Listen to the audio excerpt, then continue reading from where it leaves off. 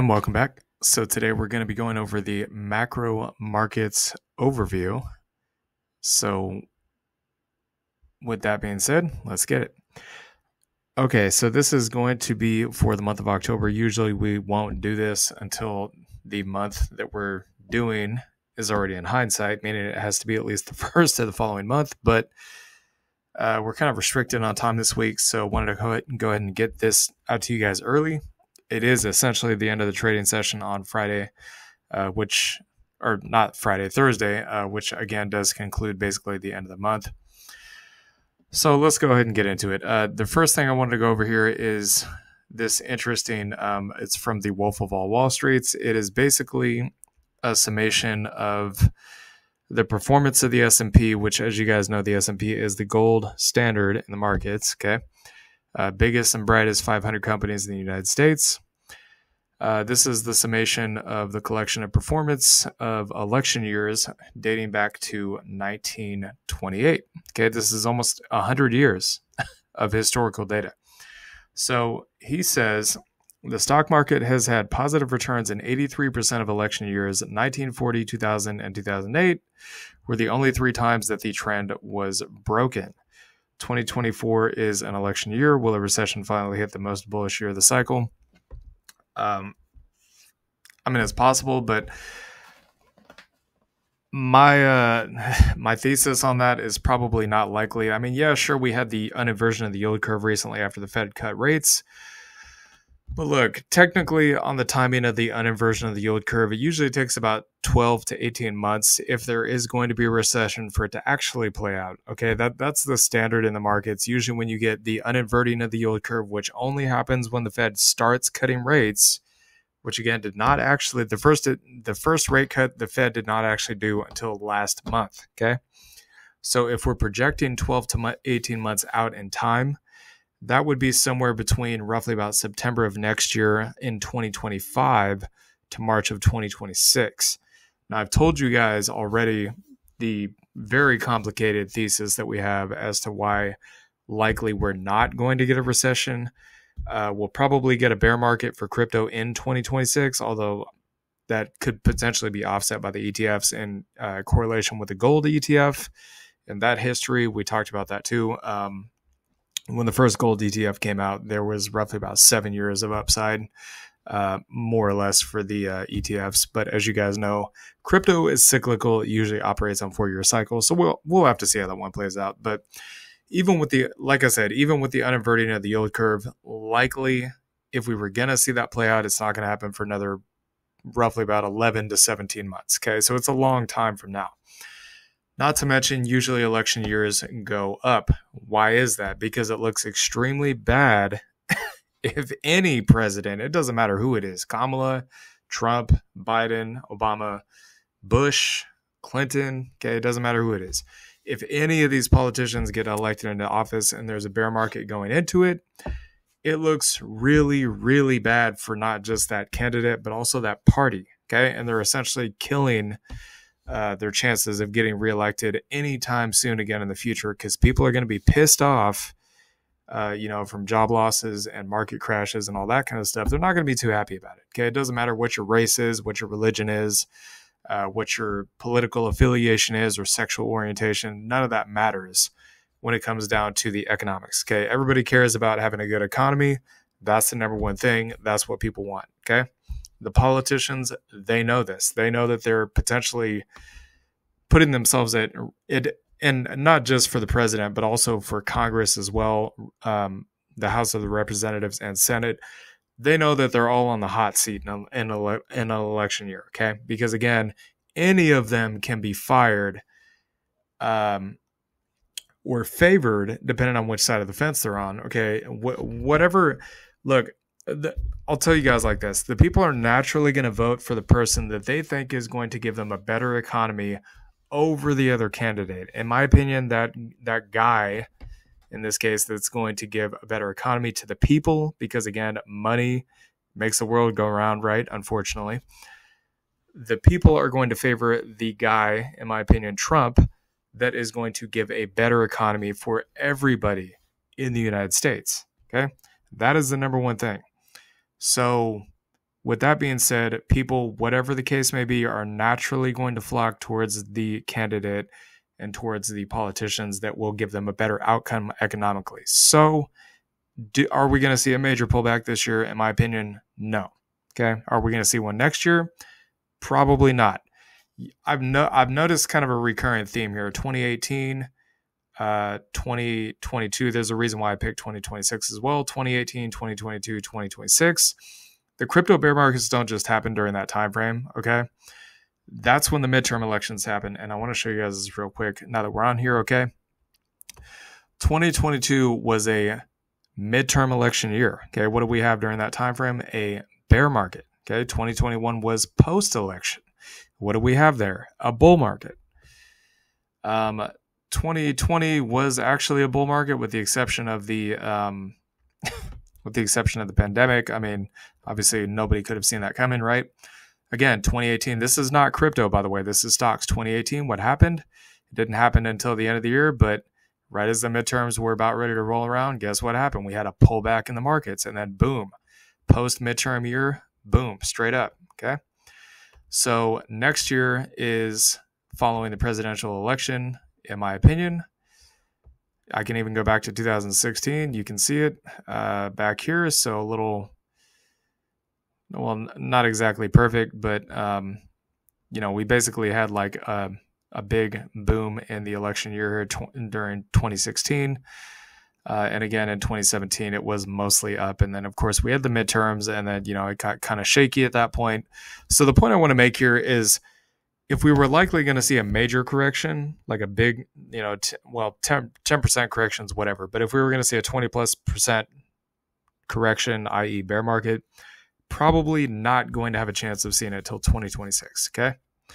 But regardless, if you look at these odds here, pretty much there was only 3 times in the last 100 years that this happened. So the probability that we're going to continue going higher is extremely high, right?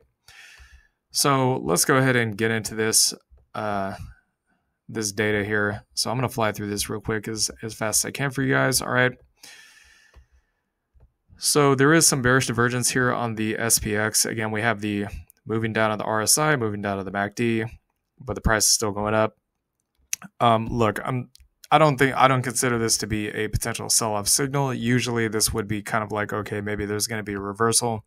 Why do I say it's not likely to happen? Because we've been accumulating and chopping sideways from June until about September before finally popping off. Now we're just coming back to retest this level, okay? From this range high to this candle, we have moved up, that we're currently seeing right now, we have moved up a whopping 1%. That's not much when you think about it, okay? Now from the accumulation zone to this swing high up here, we moved up about 4%. Look, the elections the markets are going to be a little choppy going into the elections. That's to be expected. Okay, once they're done, the markets are going to be like, whoo, thank God, right? We're done with it. Now we can move up. That's kind of how I'm seeing this. So in terms of pullback areas, it could go anywhere from 5,400 to 5,640. I'm kind of seeing 5,650 potentially as the bottom here. I don't think it goes any lower than that. Again, you got this kind of flip zone sitting right here, these candle tops. It should theoretically bounce right off of that. And again, the channel that you guys see here is sitting pretty close to the bottom of that as well. By next week, again, it shows the bottom of the channel at 5610. So I'm kind of thinking 5650 right around there is going to be the bottom. Maybe 5600, but I'm not even sure it goes that low, to be honest. NASDAQ, same thing. This thing is once again testing the bottom of this channel. So we had this exception here where it kind of popped out of the bottom here with this flash crash we had. But again, I don't expect these markets to actually really seriously sell off because of this bearish divergence. Like I said, I think it's more so a pullback in time, not so much an actual pullback, because the price does not support an actual pullback because, again, we've been going mostly sideways on the indexes, okay? You can see this big block here. I literally am showing you guys this block, and we had one right here, okay? And what happened? Boom, we went higher afterwards. If I go back to the SPX, I believe I have a couple of these. No, maybe not. Okay. You know what? Let me go to the futures version. I can show you guys this a little bit better on the futures. Okay, so let's see. I think it's on the NDQ. Yeah, so you can see this block right here, right? Mostly sideways, went up afterwards. What are we seeing right now? Mostly sideways in an ascending triangle pattern, which is a bullish pattern, by the way. A bullish pattern which has a target of, in this case on the NASDAQ, I think roughly about just shy of 25,000. Yeah, so roughly about, I'd say probably conservatively, maybe about 24,500. Again, this is a bullish pattern. The ES, very similar thing. Okay, you can see this chop sideways and we're retesting, and then potential inverse head and shoulders there. And of course, we kind of got this sideways back here and then went up afterwards. So do I think the markets are going to sell off just because we had one bad day or because the elections are at hand? Oh, God forbid the elections. No, I don't think so. I think markets are just doing what they would normally do in election years and be a little bit cautious, okay?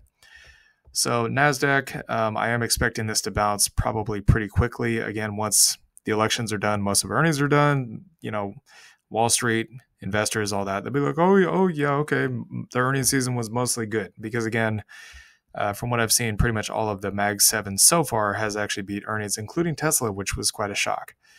So naturally, it should bounce off the EMAs. You can see we're getting these slightly lower dips. Okay, we had this big one, then a small one. Theoretically, this should be even smaller, and then boom, pop to the upside.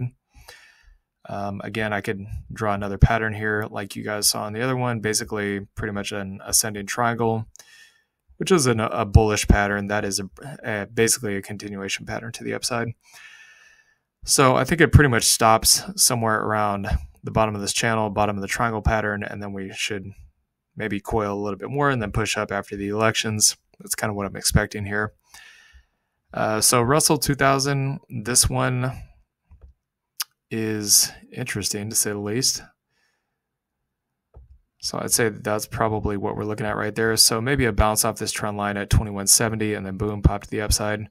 Again, we have this flat top at 2125 stopping the price. So that would be the ultimate bounce point. This chart still looks bullish to me. So we had this flip zone resistance here, turn support. So like I said, 2125. I don't know that it hits the all-time highs by the end of the year, but it's always possible. Do keep that in mind. I'll just give you guys the measured move here for the Russell. So if this thing does end up hitting the all-time highs, it would have to move up about another 12%. That could happen. We got a couple months left in the year. The ascending triangle target for the actual NASDAQ itself. So assuming it breaks out, let's say maybe the week of elections, roughly about the same thing as the futures, 24,700. It could hit that maybe within, I'd say maybe 3 or 4 months. I don't think it happens immediately. The Dow Jones, same thing. Theoretically, it should bounce off the bottom of this channel. So you kind of have these candle wicks here that got stopped. You can see 41,300. It's kind of an important level there. That's pretty much right around the bottom of this channel, and then it theoretically should bounce up. And then, of course, the top of the channel here would be roughly about 46,000. That's definitely possible. I don't see any reason that couldn't happen. Okay, so stocks above, let's see, the 50-day and the 200-day moving average. As you guys know, these are the 50-day is kind of short to midterm. The 200-day is long-term for investors. So slight pullback off this level, but again, you can see we're getting these higher lows. I'd say that's actually a bullish sign, not bearish. So short-term pullback on this one. Ideally, you would want to buy in the green zone for the best buying opportunities and sell in the red zone for the best selling opportunities. But they are pretty rare, okay? They only happen a handful of times throughout a couple of years, maybe a handful of years. It's not very common to actually get the perfect entry on these. Okay, so I don't know why this box here is so big. What the heck is going on? Okay, I don't know. Whatever, we're still going to look at the charts. So NASDAQ is a little bit more undervalued, as you guys can see. Or sorry, this is the S&P. Yeah, my bad. So the NASDAQ and the S&P, I'm getting these confused, are actually, they're both pretty much about fair value, okay? So 50 right smack in the middle. So you got 0 and then 100, and we're at a 50. That tells me likely there is room to run up. Again, the NASDAQ one is above the 50. That's ideal risk on for swing traders. Stocks above the 200, we're currently sitting at a 50. Again, the ideal entry here is basically the green box. The ideal sell is in the sell zone. But during bull market years, you guys can see that we can sit in this kind of the top of this range for a very, very long time and not sell off, okay? So I would say what we're seeing right now is kind of on par with actual bull market years. Again, that's normal to see in bull markets. Same thing over here, 2020, 21, right? This big accumulation at the top, or basically sitting at the top. Same thing back here between 2016 to 2018, 2019 before the pandemic. Very similar setups here, okay? So this one is kind of at the upper range, but again, that's to be expected in bull market years. The most ideal entry point to get is down here in the green box, but as you guys know, it's extremely rare to get these, okay? So we got two in 2022, one in 2020, one in 2019, one in 2016, or maybe, one in 2016, one in 2015, and then we didn't get another one all the way back until 2011. So if we're in a bull market, it's pretty common to sit up here. I mean, it doesn't really look out of the ordinary to me. So uninverted yield curve, we already talked about that, or uninverted, 12 to 18 months out. Okay, that's going to be somewhere between, I'd say, September, October next year, maybe to Q1, Q2 of 2026. We'll have to wait and see on that one. Again, that's a long ways off. Fed funds rate. So the Fed funds rate is still high right now. We talked about in the previous video that the market thinks they're going to do a quarter basis point cut. It wouldn't shock me if they did a 50, but I suppose as long as the economy is strong, other one's fine. It does still provide additional relief. And I am expecting the Fed to cut at least by a quarter basis point cut. I don't see any reason why that shouldn't happen. So inflation, as of right now, that's also coming up next month, just so you guys know, after the Fed meeting. So, I mean, it's looking good. Headline inflation at 2.4, core inflation at 3.3. The Fed's benchmark is at 2. I will say since the Fed started hiking, we're much closer to where ideally they would want it to be than when we started. So in my opinion, that's very bullish. I would say the Fed probably has plenty of breathing room based on all the stats to cut. I would not say leisurely, but, cut with the intention to stay ahead of the curve. Let's just put it like that. Okay, unemployment rate's also coming out tomorrow. The expectation, I believe, is that it's supposed to be, and you guys can go back at the previous video and look at that. We talked about that it's supposed to be basically flat, not changing. I would expect pretty much the same thing to happen. Again, that is the most ideal situation for the soft landing narrative. So now I'm going to go over oil. So oil prices should be sitting at all-time lows and be stabilized basically by the time, assuming Trump wins, which I think he will, by the time, probably within a month of him getting office, the whole conflicts overseas will end, and then oil will probably stabilize somewhere between this zone down here between 62 to 67 and 72 to 74. It'll probably kind of range between there for a long period of time during his presidency would be my guess. We likely are not going to see a massive resurgence on the oil play, in my opinion. And then, of course, we'll be drilling stupid amounts of oil in the U.S., which is very good for the U.S. economy. We'll keep inflation under control, all that jazz. So that's kind of my expectations on oil. Okay, so let's go over to the metals now. I'm probably going to get a lot of hate for saying this, but I think gold is pretty much just about done with this bull run here. Look, I'm just here to tell y'all, okay, the cup and handle pattern has played out. The peak of the cup and handle pattern is measured at about 29.20. We're currently sitting at 27.50. The RSI is overbought on the monthly time frame. The last time we saw this, there was a huge correction in gold. Okay. Of course, it kind of lined up with the pandemic somewhat, but you can see the correction here was not small by any means. It was about a 23% drop. Gold's expensive right now. Personally, I would have been looking to load up in here, maybe even back here. It's a fear play, simply put. Okay, when there's massive economic uncertainty, risk of a recession, you got, war overseas, all that stuff, people are naturally going to flock to safe havens like gold. It's to be expected. Once the fear and uncertainty kind of evaporates, the price of gold theoretically should come down. So I'd be looking personally to buy somewhere between 1,800 to 2,000. Just to let you guys know, if you are buying up here, you're running the risk of potentially a 36% drawdown. Not saying it can't go higher, but I mean, it's looking pretty expensive at this point. I personally would not touch it. So silver is a little bit cheaper in my opinion, but again, it is kind of hitting that sell zone. So not quite overbought on the monthly, but getting pretty close to overbought on the weekly. You can see there's some hesitancy here in the price, even a little bit of a bearish divergence kind of playing out here. With this one, I am expecting, unlike the indices, I am expecting actually a pullback here because, again, this thing did actually go higher. Unlike the indices, it's kind of just been a pullback in time.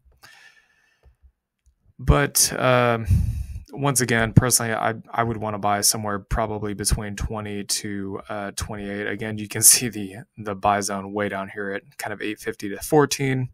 I think it might be a few years before we see that, but just to get a pullback to this buy zone, I'm looking at roughly about 42%. Palladium is still relatively cheap. Like we've been telling you guys, it's likely going to pop off this zone, and that's exactly what it's done. Okay, it was oversold. Golden cross, all that jazz. So the buy zone down here at 900, the sell zone at 3,000.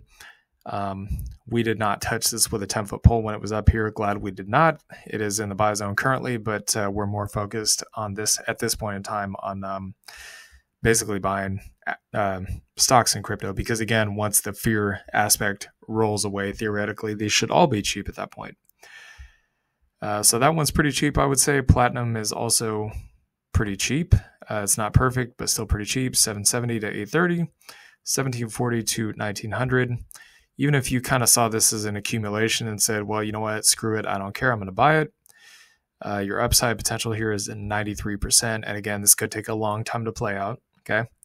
Whereas your downside would be 21%. Again, if you're looking to accumulate precious metals, you would not care about buying right here because you'd see it as cheap and you just say, well, if it goes lower, I want to own it anyway, so I'm going to buy more of it if it goes down, right? Okay, so that covers the metals. So there is 3 more things I want to go over here.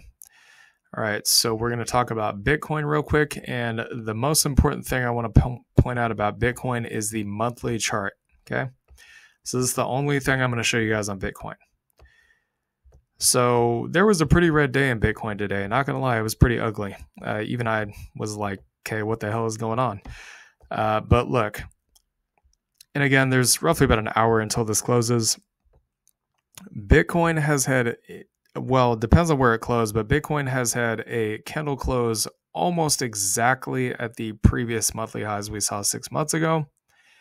And, I mean, I'm pretty sure it's not going to drop $10,000 in the next hour. Okay, that would be ridiculous. I just don't think that's going to happen. But assuming we get a candle close above this channel, you guys can clearly see it is a bull flag or a cup and handle. That would be your breakout candle right there for the month of October. Again, we've gone over the stats for Bitcoin. When Bitcoin is bullish in September, usually it's bullish in October, November, December. Bitcoin is usually bullish in October, November, and December for the most part during the halving years. That's exactly what we're seeing playing out. So I suspect Bitcoin's going to all-time highs over the next couple of months. All right, next thing here is going to be the dollar index. All right, DXY. So as the Fed continues to cut rates, once it becomes more and more obvious to the Fed that inflation is under control, which I'm pretty sure it is at this point, but it's going to take, I suppose, a little more convincing for the Fed since they're data dependent and all, right? But as you guys can see, we're kind of chopping around the zone after a pullback. So this could be considered to be a basically distribution because, again, it is coming off a high, chopping sideways. That would theoretically be a distribution. That's what I'd be looking at for potentially a sell-off. But we also got below this trend line. Okay, we're coming back and retesting it in the top of the zone, which could flip as resistance, and then boom, we'd see the sell-off. You can see the MACD is also going down, RSI going down. I mean, bottom line, when the Fed cuts rates, the dollar index will drop. That's usually how it goes because, again, money is going to roll out of cash and cash equivalents into risk-on assets because why is that? The Fed cut rates. Money is cheap. There's no longer risk of economic uncertainty. That's usually the way this goes, okay? So the VIX had a little tiny spike today. Am I worried about this? Not really. I mean, the last time we saw a spike like this was in March of 2023. I take that back. It was in October of 2023, and we saw one in April of 2024. What happened each time? Well, markets pretty much went higher, okay? We also saw one back in March of 2023, and markets, of course, went higher. I will say, like you guys are saying, probably saying in the back of your minds, well, it's a big fat green candle. Oh, that's scary, right? Well, we just had a flash crash in August. Do I think the markets are going to drop off a cliff when the NASDAQ during that time was down 18% and the S&P was down 10% almost? I don't think so, okay? I think that August dip was pretty much it. Again, I'll show you guys the NASDAQ here. You can see the dips are getting smaller each time we have one, okay? Again, this is actually not the chart I wanted to look at. So the weekly time frame, okay? Big dip, smaller, big dip, and then even smaller dip, right? And then boom, we should theoretically pop to the upside. That's kind of what I think is going on here. Again, we've had these weekly candles ever since kind of August. I think that shook the markets a little bit, but am I expecting a massive sell-off because the VIX is up? Not really. Okay, it's just increased volatility is all it is. It doesn't necessarily mean that the markets are going to crash and the VIX is going to go to the moon. Again, you can see during 2018, 2019, the VIX actually had quite a bit of volatility. Okay, so it was all over the place. It was between 12 and 26 and kind of all that jazz. What happened during those years? We were in a bull market. Okay. Again, I can literally look, I'm literally going back here all the way to 2011. 2011, we were in a bull market. 2012, 2013, 14, 15, 16, 17, 18, 19, those were all bull market years. The VIX was in the same level that we're currently sitting at many times over. I don't think it's a reason to worry. All right, so that pretty much wraps it up for this. In conclusion, I will say I think the markets are still bullish. I think there's reason to be cautious before elections, but once elections are over, there's good reason to celebrate for the markets because either way, the markets will get certainty. That's what the markets want, right? So theoretically, based on that, the market should go up after the elections and possibly even into it. Anyways, hope you all enjoyed this content. Please like, comment, and subscribe, and I'll see y'all later. Peace.